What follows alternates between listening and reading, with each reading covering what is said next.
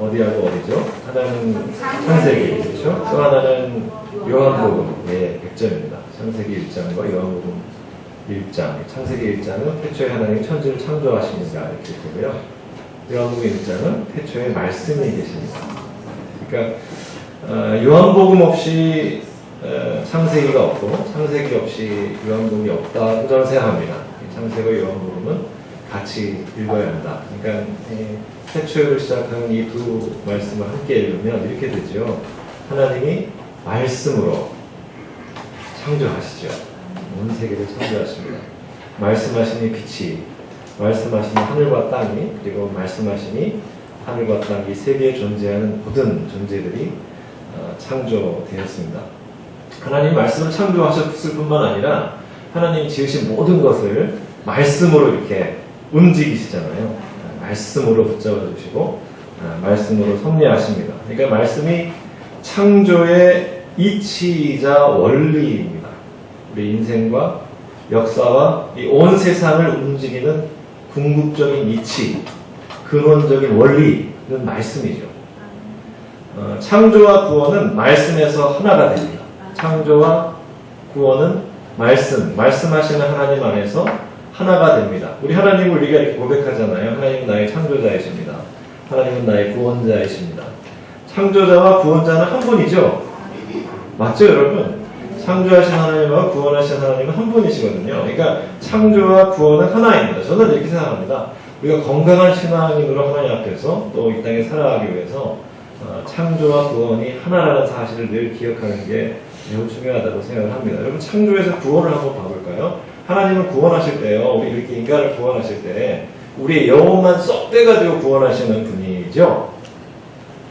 아니에요. 하나님 뭘 구원하시죠? 영혼뿐만 아니라 하나님이 지으신 창조하신 우리 온몸을 구원하시죠. 맞습니까? 하나님은 인간만 구원하시죠. 인간만 구원하시고 다른 피조물들은 관심 안 두시죠. 구원 안 하시죠. 아니요. 창조하신 모든 것, 인간뿐만 아니라 온 세계, 이 온 세계 하나님 창조하신 모든 것을 구원하시는 하나님이십니다. 자, 이번에는 그러면 구원에서 창조를 볼까요? 하나님 창조하신 다음에 저희 여러분 한 분 한 분 창조하셨잖아요. 그리고 온 세계를 창조하신 다음에 뒷짐지고 이렇게 계시나요? 이렇게? 그냥 이렇게 알아서 잘 할 거야, 잘 살 거야, 내가 다 뭐 공급해줬으니까 그냥 혼자서 잘 할 거야, 이렇게 그냥 뒷짐지시고 바라만 보고 계시나요? 아니요. 창조하시고 그냥 놔두시는 게 아니고요. 창조하신 여러분 한 분 한 분 이 온 세계를 어떤 사람으로요? 아들까지, 독생자 아들까지도 아낌없이 내어주신 그 사람, 모든 것 다 바치신 사람, 모든 것 다 쏟아부어서 사랑하시는 그 사랑으로 창조하실 뿐만 아니라 돌보시고 지키시고 붙잡아주시고 인도해주시고 함께해주시는 하나님이죠. 창조와 구원이 하나다.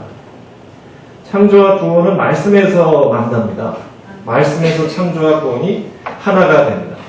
시편 119편 89절에서 91절까지 하나님 말씀하세요. 하나님이 만물, 이 온 세계를 무엇으로 세우시고 주장하신다면요, 정확하게 이렇게 하나님 말씀하십니다. 만물을 말씀으로 세우시고 주장하신다. 이어서 만물이 하나님 앞에서 종이 됐다 그래요. 인간만이 하나님의 종이라고요? 만물이 하나님이 창조하신 모든 것이 하나님께 뭐가 됐다고요? 종이 된 거죠. 종이. 하나님의 종인 만물, 인생, 인간, 역사, 모든 피조세계는 하나님의 뜻, 하나님의 말씀을 따라 살아갈 때 본래의 목적, 하나님이 두신 목적을 온전히 이룰 수가 있는 것입니다. 제가 운전면허를 따고 처음 초보 운전할 때요, 제가 항상 제 사모님을 모시고 다녔습니다. 그때 제 사모님은, 제 아내는 뭐 면허도 없었고요, 운전을 잘 못합니다. 근데 저는 특히 이제 먼 길을 갈 때는 저희 아내를 항상 모시고 가고요, 제 아내가 가라는 대로 갑니다. 네, 저는 제 아내를 확실히 믿습니다. 제 아내가 가라는 대로 갑니다. 조금 더 정확히 얘기해보면 제 아내가 뭘 해주시는 거죠, 이걸? 제가 목적지를 알려드리면 이렇게 지도를 보시고 이렇게 다 이렇게 짜시게 다 알아보시는 거, 어디로 가고 이렇게 다 짜가지고 가라는 대로 가면 목적지에 어김없이 도착합니다. 저는 제 아내를 믿습니다만 더 정확하게 얘기한다면 뭘 믿는 거죠? 지도를 믿는 거예요. 제 아내가 아주 끝내주게 봐주는 그 지도를 믿고 가는 거죠. 뭐 거의 제 안에는 인간 내비게이션이다. 저는 이렇게 생각을 했습니다. 내비게이션 없을 때. 여러분, 교통사고가 왜 납니까? 많은 생명들이 교통사고 때문에 다치고 안타까운 생명을 잃는 모습 우리가 많이 보지 않습니까? 지킬 것을 지키지 않아서이기 때문이 아닐까요? 차선 위반, 신호 위반, 하여튼 뭐 지켜야 될 거 지키지 않고 무단횡단하고 이것 때문에 다치고 생명을 잃게 되고, 여러분, 지켜야 사고 안 납니다. 지켜야 생명을 지킬 수 있는 것입니다. 시편 119편 105절에 주의 말씀은 내 발의 등이요 내 길의 빛이니이다. 한번 같이 할까요? 주의 말씀은 내 발의 등이요 내 길의 빛이니이다. 하나님 말씀의 종으로 하나님께 구원받은 우리가 마땅히 걸어야 될 인생길을 가지 못하고 한 번뿐인 인생을 방황하고 헤매고 갈 길 찾지 못하 마땅히 걸어야 될 길을 가지 못하는 가장 중요한 이유가 있다면 우리 인생의 내비게이션, 우리 삶의 이정표가 되는 말씀을 없수히 여기기 때문이 아닐까요? 하나님의 간절한 소망과 달리 하나님께 구원받고 하나님께 사명받고 하나님의 거룩한 부르심을 받은 저와 여러분, 한 분도 예외가 없거든요. 예수 믿고 구원받은 여러분 한 분 한 분이 하나님의 거룩한 부르심을 받은 사람들인데, 하나님의 간절한 소망과 달리 하나님의 부르심에 응답해서 소명자의 길을 온전히 걷지 못하고 실패하고 넘어지고 갈 길 잃고 방황하게 되는 가장 근본적인 이유는 무엇일까요? 말씀대로 살지 않고 내 생각, 내 고집대로 살기 때문입니다. 인생, 역사, 이 세상의 궁극적인 이치, 근원적 원리가 어디에 있다고요? 말씀에 있다. 인생과 역사와 온 세계의 궁극적인 이치, 근원적인 원리가 어디에 있다고요? 말씀에 있다고요. 그러므로 말씀을 순종하며 살아갈 때 길 잃지 않고 방황치 않고 마땅히 걸어가야 할 인생의 길을, 소명의 길을 잘 걸을 수 있는 겁니다. 여기까지 제가 말씀을 드리면 잘 압니다 하실 겁니다. 많이 들었습니다. 잘 압니다. 창조와 구원의 원리가 말씀이고 우리 인생과 세계의 원리가 궁극적인 이치가 말씀에 있기 때문에 말씀대로 살아야 성공이고 참 행복에 있다는 거 잘 알아요, 목사님. 그렇게 응답하실지 모르겠습니다. 근데 한번 생각해 보십시오. 여기에 근데 문제가 있습니다. 신앙생활 하다 보면요, 하나님께 부름받고 거룩한 부르심에 응답하면서 하나님의 일꾼으로 살아가면서 이런 때가 있습니다. 있으셨을 겁니다. 있으신지도 모릅니다. 하나님의 말씀이 믿을만하지 못하다고 심각하게 질문할 때가 있죠. 하나님의 말씀이 믿어지지 않는다고 의문을 제기하는 때가 있습니다. 여러분들 한 번도 없으셨나 봐요? 그런 적 없으셨나요? 아유, 감사합니다. 근데 있을 수도 있어요. 여러분 있었는지도 몰라요. 하나님 말씀 이해할 수 없다. 받아들일 수가 없다. 마음에 들지 않고 거부감이 생긴다. 하나님의 말씀과 내 생각과 내 뜻이, 내 생각이 근본적으로 다르다. 그래서 의심하다가 문제를 제기하다가 결론을 내리죠. 나는 말씀을 따르지 않고 나를 따르겠다. 이치이자 원리가 되는 말씀대로 살아야 참 성공이 있고 참 행복이 있다는 분명한 진리를 알면서도 왜 말씀을 거부하고 말씀을 등지고 나 자신을 따르는 결정을 할까요? 오늘 저는 그 핵심적인 이유 세 가지를 여러분과 나누려고 합니다. 핵심적인 이유 세 가지. 말씀대로 살아야 참 행복이 있고 참된 성공의 삶을 살 수 있음에도 불구하고 말씀을 등지고 하나님 말씀을 거부하게 되는 나 자신을 따르게 되는 가장 핵심적인 이유 세 가지. 바로 알고 알았으면 이겨낼 수 있기를 바라고요. 또 단호하게 선언할 수 있기를 바랍니다. 나는 그럼에도 불구하고 말씀을 믿겠습니다. 나는 말씀을 믿겠습니다. 오늘 설교의 구제를 달자면 나는 말씀을 믿겠습니다. 한번 같이 할까요? 나는 말씀을 믿겠습니다. 나는 말씀을 믿겠습니다. 하나님 말씀대로 사는 것, 그것이 우리의 삶의 참된 행복과 성공의 비결이고 이침에도 불구하고 하나님 말씀을 의심하고 하나님 말씀을 등지고 거부하게 되는 첫 번째 이유는 인간됨의 본질 때문입니다. 한번 같이 하겠습니다. 인간됨의 본질 때문이다.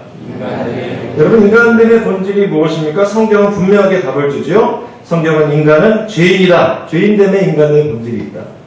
로마서 3장에 유명한 위대한 선언이 있습니다. 의인은 없나니 하나도 없다. 헬라인이든 유대인이든 모두 죄 아래 있다. 모두가 죄인이다. 모두가 죄인이 되어서 하나님의 영광에 이르지 못하게 되었다. 이걸 인식론적으로 얘기하면 이렇습니다. 하나님의 말씀을 우리가 알아듣지 못하는 이유가 어디 있다고요? 하나님의 말씀을 우리가 깨닫지 못하는 이유가 어디 있다고요? 우리가 우리가 하나님 앞에 온전히 나아갈 수 없는 이유가 어디 있다고요? 죄 때문입니다.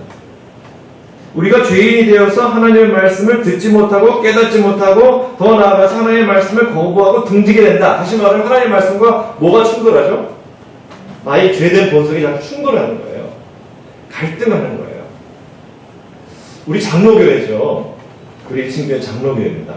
장로교회의 뿌리가 되는 깔뱅 목사님이 이런 말씀을 주셨어요. 우리 기독교인들에게 아주 중요한 세 가지 영적인 통찰이 있다. 첫 번째는 하나님을 아는 것이고, 두 번째는 그것을 알아야 구원받는 것으로서 하나님의 사랑을 아는 것이고, 세 번째는 구원받은 우리들이 어떻게 살아야 되는지에 대한 지식을 하나님께서 통찰로 주신다. 근데 이 세 가지 영적 통찰을 얘기하면서 첫 번째, 두 번째, 이건 결정적인 거거든요. 하나님을 알아야 되고 하나님의 사랑을 알아야 뭘 받을 수 있죠? 구원을 받을 수 있는데, 하나님을 알고 하나님의 사랑을 아는 것에 관해서는 우린 철저하게 무능합니다. 완전히 무능합니다. 왜 하나님과 하나님의 사랑을 알 수 없을까요? 깔뱅은 분명히 말씀 가르치지요. 무엇 때문에요? 로마 3장의 말씀대로 죄 때문에. 우리의 죄의 본성 때문에 뭘 알 수 없다고요? 하나님을 알 수 없고 하나님의 사랑을 알 수 없고 그러므로 구원받을 수 없죠. 해결책은 한 가지밖에 없습니다. 은혜로 우리 죄의 문제를 해결하고 하나님을 알 수 있는 것. 하나님의 사랑을 알게 됩니다. 여러분, 죄의 본질이 무엇일까요? 죄의 본질을 알려면 여러분 가보셔야 될 곳이 있습니다. 어디냐면 에덴 동산입니다. 여러분, 선악과를 따먹어서 죽게 되었습니까? 첫 인간이? 선악과를 따먹은 게 원죄의 뿌리가 되었습니까? 그 행위 때문에 죽게 됐나요? 그 행위 때문에 행위가 원죄의 뿌리가 되었나요? 단순한 문제가 아니다. 깊이 생각해 봐야 됩니다. 제가 볼 때 가장 중요한, 이 물음에 대한 답을 찾기 위해서 가장 중요하게 읽어야 될, 주목해야 될 표현이 있습니다. 여러분, 선악을 알게 하는 나무의 위치가 어딘가요? 한번 보십시오. 성경을 한번 창세기 말씀을 읽어보십시오. 그렇죠. 맞아요. 맞습니다. 어디요? 동산 중앙. 여기 아주 중요한 의미가 있습니다. 동상 중앙에 선악을 알게 하는 나무가 있었고요. 여기에 중요한 신학적 의미가 있습니다. 하나님의 말씀이 어디로부터 나오죠? 동산 중앙으로부터 나옵니다. 그들의 삶의 자리의 중앙에서 뭐가 나와요? 하나님 말씀이 나와요. 여기에 매우 중요한 신학적 의미가 있습니다. 우리는 어떻게 살아야 된다고요? 하나님이 창조하신 인간, 저와 여러분은 어떻게 살아야 된다고요? 하나님이 지으신 아담과 하와는 어떻게 살아야 했어야 된다고요? 하나님 중심으로 살아라. 그들의 삶의 중심에 무엇이 있지요? 하나님이 계시고 하나님이 주시는 말씀이 있기 때문에 항상 하나님의 말씀을 앞세우며 살아라. 이게 첫인과 아담과 하와 또 저희가 살아야 될 삶의 방식인데 어떻게 살았죠? 선악을 알게 하는 나무를 따먹음으로써 하나님 앞에 뭐라고 선언한 거예요? 하나님, 나 하나님 중심으로 안 살아요. 나 하나님 말씀 앞세우며 안 살아요. 어떻게 산다는 얘기죠? 나는 내 마음대로 살 거예요. 나를 삶의 중심에 두고 살 거예요. 내 뜻대로 살 거예요. 라고 누구한테 선언한 겁니까? 하나님 앞에 선언한 겁니다. 이게 죄입니다. 이게 죄의 본질입니다. 프린스턴 대학에서 신학과 윤리 가르쳤던 아주 중요한 신학자가 있습니다. 폴 램지라는 분이 죄를 이렇게 정의했습니다. 죄란, 제가 영어로 먼저 읽기 때문에 영어로 먼저 말씀드려볼게요. Anxious self-centeredness. Anxious라는 말은 막 근심하고 안달하고 노심초사하는 겁니다. 근데 뭘 위해서 근심하고 노심초사하냐면요, self-centeredness. 나 중심적으로 살기 위해서 노심초사하는 거예요. 이게 죄라는 겁니다. 온갖 열정을 다 쏟아가지고 어떤 삶을 사는 게 죄라고요? self-centered 중심. 내 삶의 중심은 무엇에 두고요? 나를 두고 사는 거죠. 오늘 목사님 설교하신 것처럼 하나님만 이게 아니라 뭐라고요? 그냥 나 중심. 그러다가 어떻게 되냐면요, 폴 렌즈가 다시 설명을 더 붙입니다. self-centered anxiousness. 자기 아니야 온갖 안달을 당하면서 열정을 쏟으면서 자기 중심으로 살면 결과가 어떻게 되죠? 결과가 뭐냐면 anxiousness예요. 남는 건 뭐밖에 없죠? 근심, 걱정, 염려, 고난, 내 영혼이 사가지고 내 몸이 사가지고 이게 제일 결과입니다. 사도 바울 로마서 7장의 고백 그 처절한 내적 투쟁을 한번 생각해 보십시오. 자기 안에는 선한 나밖에 없다고 생각했어요. 근데 자세히 들여다보니까 뭐가 있었죠? 선한 나가 있는가 하면 누가 있죠? 악한 나가 있어요. 선악이 있어요. 선을 향해서 달려가는 내가 있는 전반인 줄 알았더니 악을 향해서 달려가는 나가 있는 거예요. 다시 말씀드리면 하나님 중심 하나님 말씀을 앞세우면서 살려고 하는 내가 있는 줄만 알았는데 내 안에 또 누가 있죠? 나 중심 하나님 말씀을 따르지 않고 철저하게 하나님을 등지고 나 중심으로 살려고 하는 내가 또 있는 거예요. 근데 이게 우리입니다, 여러분. 이게 접니다. 끊임없이 이 두 가지 나가 어떻게 하죠? 끊임없이 대립하고 충돌하는 겁니다. 말씀을 따르고자 하는 나, 말씀이 아니라 나를 믿고 따르고자 하는 나가 두 나가 계속 끊임없이 충돌하는 것입니다.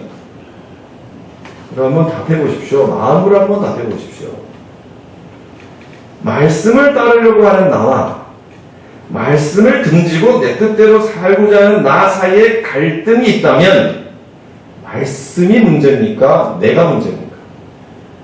여러분 마음으로 한번 답해 보십시오. 말씀이 문제입니까? 내가 문제입니까? 말씀이 이해가 안 되고 말씀이 설명이 안 되고 말씀이 거부감이 생기면 먼저 생각해야 됩니다. 나를 먼저 돌아보아야 합니다.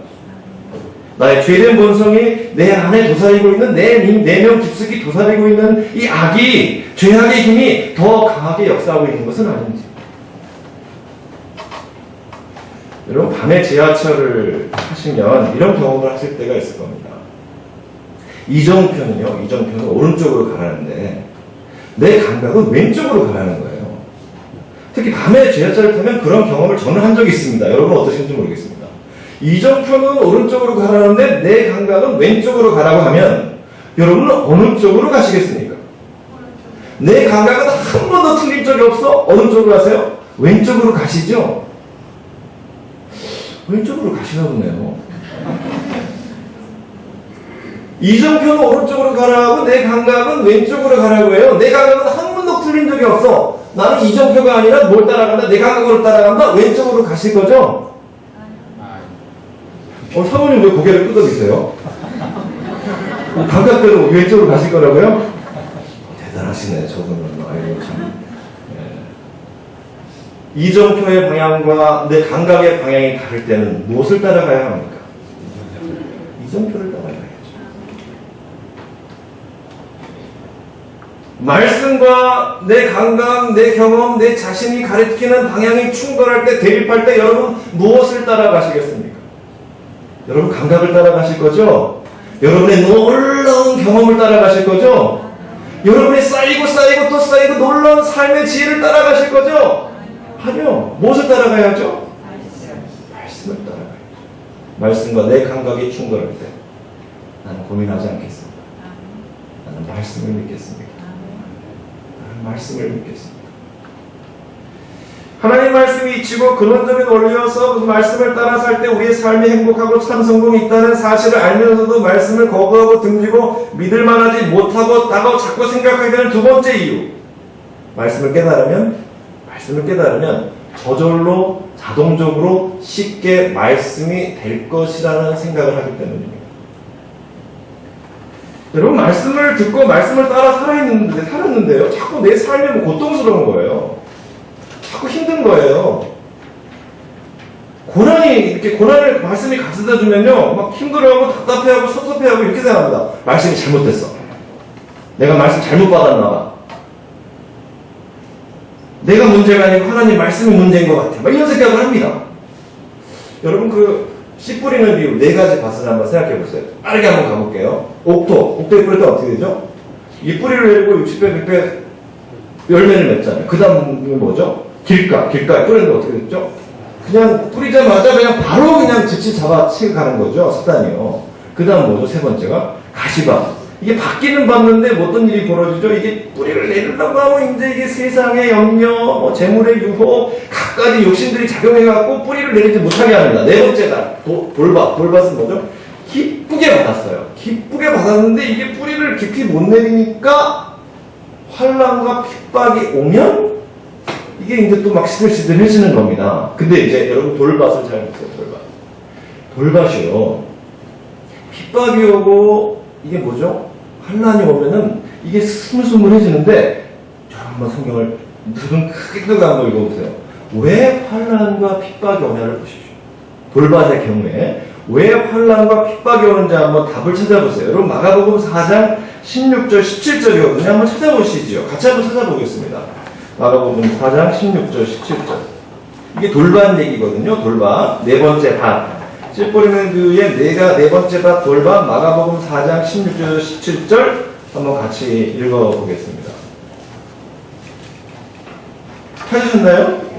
읽었으면 우리 한번 같이 읽어보겠습니다. 한 목소리로 시작. 또 이와 같이 돌밭에 뿌려졌다는 것은 이들을 가리키니 그 말씀을 들을 때에 즉시 기쁨으로 만나 그 속에 뿌리가 없어 잠깐 견디다가 말씀으로 인하여 환난과 박해가 일어날 때에는 곧 넘어지는 자요. 17절만 다시 한번 읽겠습니다. 시작.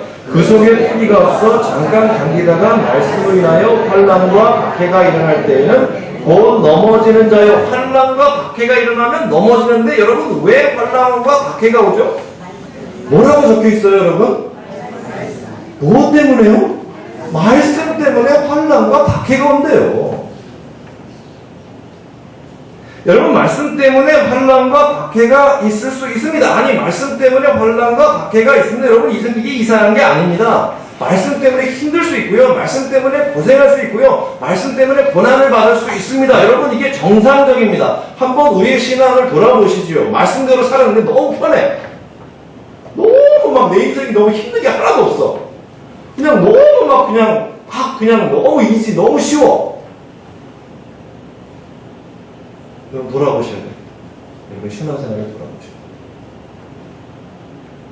정말 말씀대로 말씀을 따라 살려 하다 보면요, 여러분 우리의 삶에 힘든 일이 생길 수 있습니다. 죄의 본성 때문에 충돌하죠. 죄에 가득한 세상 속에서 여러분 말씀대로 살려 하다 보면요, 그 죄된 세상과 하나님의 말씀을 따르려고 하는 내가 나의 삶에 부딪히는 경우가 생길 수가 있을까요? 없을까요? 생길 수가 있습니다. 예수님 말씀 중에 풀기 어려운 말씀 가운데 하나가 이 마태복음 10장에 나오는 주님은 평화를 주러 오신 것이 아니라 뭘 주러 오셨다고요? 칼을 주러 오셨다. 이게 쉬운 말씀이 아니죠. 이거를 누가복음 뭐라고 설명해 주셨냐면 칼을 뭐라고 해설을 해줬냐면 분쟁이라고 했어요. 더 어려워요. 이렇게 풀어주니까 더 어려워졌어요. 예수님 우리한테 분쟁을 주러 오셨대요. 어떤 면에서 갈등을 주러 오셨답니다. 이게 무슨 말씀일까요? 이것도 한번 찾아보겠습니다. 마태복음 10장 35절 36절. 마태복음 10장 35절 36절.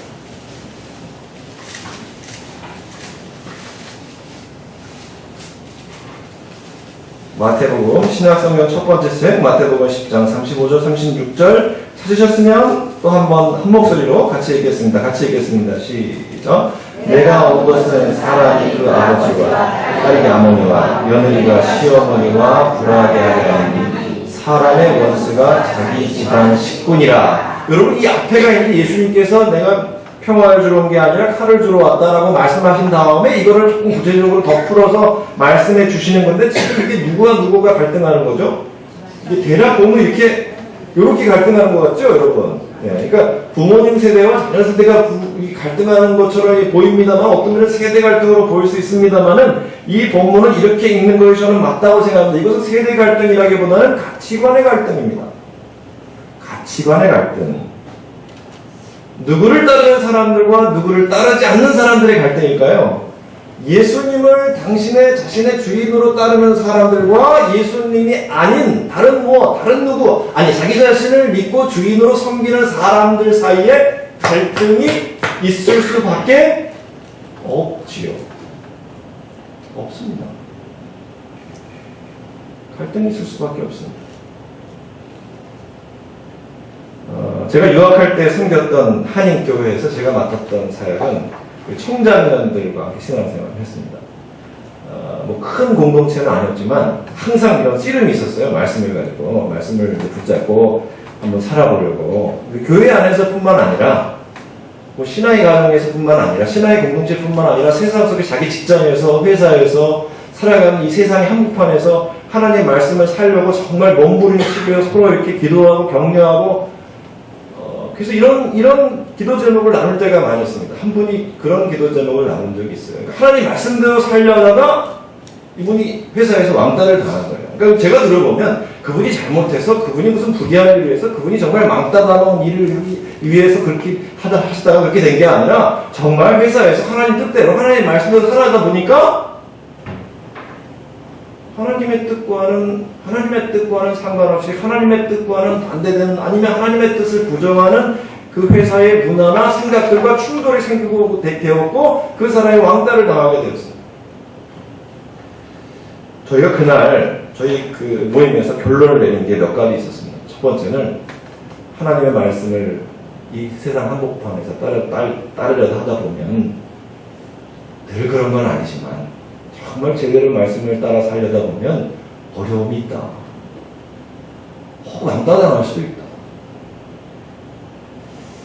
그 다음에 저희가 또 나눈 게 있습니다. 그럼에도 불구하고 말씀대로 살려 하면 어려움이 있을 수 있고 어떤 면에서 우리가 감내할 수 없을 만큼 큰 고난이 혹 있을 수도 있지만 하나님이 함께 하시면 할 수 있다.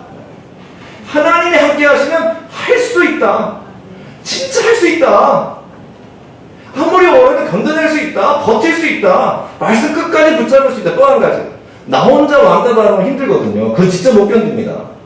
근데 어떠면 더 힘나죠?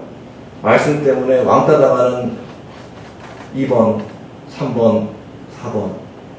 이렇게 같이 말씀 때문에 왕따당하는 사람이 내 옆에 있으면 그 사람들 보면서 그 사람들과 서로 의지하면서 격려하면서 힘을 받아서 견딜 수 있다. 말씀대로 살아가면 여러분 가운데 큰 복이 있을 겁니다. 말씀대로 살아가면 하나님께서 여러분 마음속에 정말 큰 행복으로 충만케 하실 겁니다. 그러나 여러분 마가복음 4장 말씀을 기억하십시오. 돌봐서 기억하십시오. 말씀 때문에 환란이 올 수 있습니다. 박해가 올 수 있습니다. 정말 이 죄된 이 세상 속에서 말씀대로 살려 하다 보면 정말 제대로 살려 하다 보면 힘든 일이 있을 수 있습니다. 고난이 있을 수 있습니다. 여러분 그때 생각하십시오. 하나님이면 할 수 있다. 버틸 수 있다. 견딜 수 있다. 또 한 가지 뭐라고요? 우리 일신교회 교훈 우리 말씀 붙잡고 씨름하는 분들이잖아요. 우리 식구들 보면 우리 교회 식구들 보면 힘이 난다. 할 수 있다. 여러분 기독교 신앙은 내면의 가치를 소중히 여깁니다. 한번 같이 하겠습니다. 기독교 신앙은 내면의 가치를 소중히 여긴다. 이게 은혜입니다, 여러분. 내면의 가치가 은혜입니다. 내면의 가치가 축복입니다. 정말 사모하고 사모해야 될 내면의 가치 한 가지 꼽으라면 그것은요, 기쁨이죠, 기쁨. 세상에 알 수도 없고 줄 수도 없는 기쁨. 하나님이 주시는 하늘의 기쁨. 근데 기독교의 기쁨은요, 이 기독교의 진짜 기쁨은 저는 이거라고 생각합니다. 제가 이렇게 한번 이름을 붙여봤어요. 기독교의 기쁨, 참된 기쁨은 눈물 젖은 기쁨입니다. 한번 같이 할까요? 눈물 젖은 기쁨이다. 눈물 젖은 기쁨이다. 여러분 눈물 젖은 기쁨이 뭐죠? 힘들고 어렵더라도 말씀을 순종한 다음에 받아들이는 기쁨. 말씀 따라 살려 하다가 고난도 있고 신경도 있고 고생스럽기도 하고 그렇지만 말씀 순종한 다음에 우리에게 주는 그 기쁨. 그 기쁨은요 세상에 알 수도 없고 줄 수도 없는 기쁨입니다. 세상이 어떤 출처를 가진 어떤 출처의 기쁨과는 비교할 수 없을 만큼 크고 큰 기쁨이죠. 여러분 주님의 삶과 주님의 십자가 그리고 부활을 생각해 보십시오. 우리가 바라보고 사모하며 따라야 될 우리 예수님의 삶의 모습은 어떤 것이었나요? 히브리서 12장 2절 한번 같이 읽겠습니다. 히브리서 12장 2절. 히브리서 12장 2절.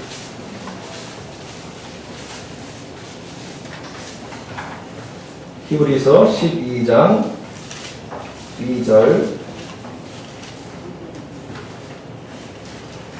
찾으셨나요? 네. 우리가 사모하고 우리가 닮아 살기 위해서